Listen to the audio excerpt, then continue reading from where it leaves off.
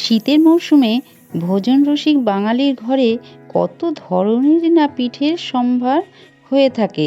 তার মধ্যেও গোকুল পিঠে যে এক অন্যতম সুস্বাদু সবচেয়ে সেরা পিঠের স্থান অধিকার করেছে এটা বলাই বাহুল্য। আর আমার কাছে পিঠের মধ্যে অন্যতম সেরা পিঠে এই গোকুল পিঠে। তাহলে সুস্বাদু নরম তুলতুলে এই পিঠেটি কিভাবে তৈরি করব আমি আসুন দেখে নিই। এখানে আমি প্রায় 250 গ্রাম পরিমাণে খোয়া ক্ষীর নিয়ে কড়াইতে দিয়ে দিলাম, আর হাফ কাপ মতো দুধ দিয়ে জাল করে নেব। সঙ্গে একটু গুড় দিয়ে ভালো করে মিনিট 5-6 মতো নাড়াচাড়া করে এভাবে একটু মাখো মাখো হয়ে এলে নামিয়ে নেব।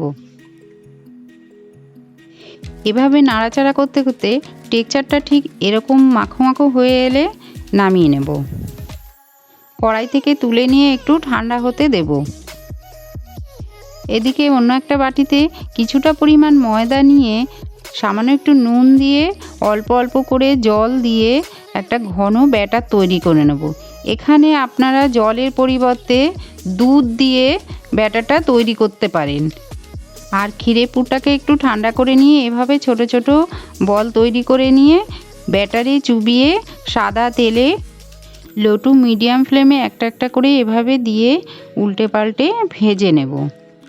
এখানে আমি সাদা তেলের মধ্যে 1 চামচ ঘি ব্যবহার করেছি। আপনারা চাইলে পুরোটাই ঘিয়ে ভেজে তুলতে পারেন। এভাবে সমস্ত বড়াগুলো উল্টে পাল্টে হালকা করে ভেজে তুলে নেব।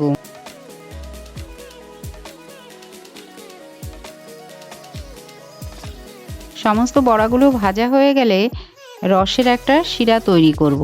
একটা বাটির মধ্যে কিছুটা পরিমাণ জল দিয়ে গুড় অ্যাড করে দেব। যে যেরকম মিষ্টি পছন্দ করেন ততটাই গুড় অ্যাড করতে পারেন। সঙ্গে 3 থেকে 4টে এলাচ ফাটিয়ে দিয়ে দিলাম। জলটা একটু ফুটিয়ে নিয়ে বড়াগুলোকে একটু ঠান্ডা করে নিয়ে তারপর রসের মধ্যে ভিজিয়ে দেব। এভাবে মিনিট 4-5-এর জন্য রসে ভিজিয়ে রেখে তারপর একটা প্লেটে তুলে নেব। দেখতে যতটা সুন্দর লাগছে খেতে তার থেকে আরও অনেক বেশি টেস্টি হয় আর নরম তুলতুলে এই গোকুল পিঠে। রেসিপি কেমন লাগলো অবশ্যই কিন্তু কমেন্ট করে জানাতে ভুলবেন না। লাইক শেয়ার কিন্তু চাই, আর অতি অবশ্যই সাবস্ক্রাইব করে আমার চ্যানেলের সঙ্গে জুড়ে থাকবেন। সবাই ভালো থাকবেন, সুস্থ থাকবেন। সকলকে অনেক অনেক ধন্যবাদ।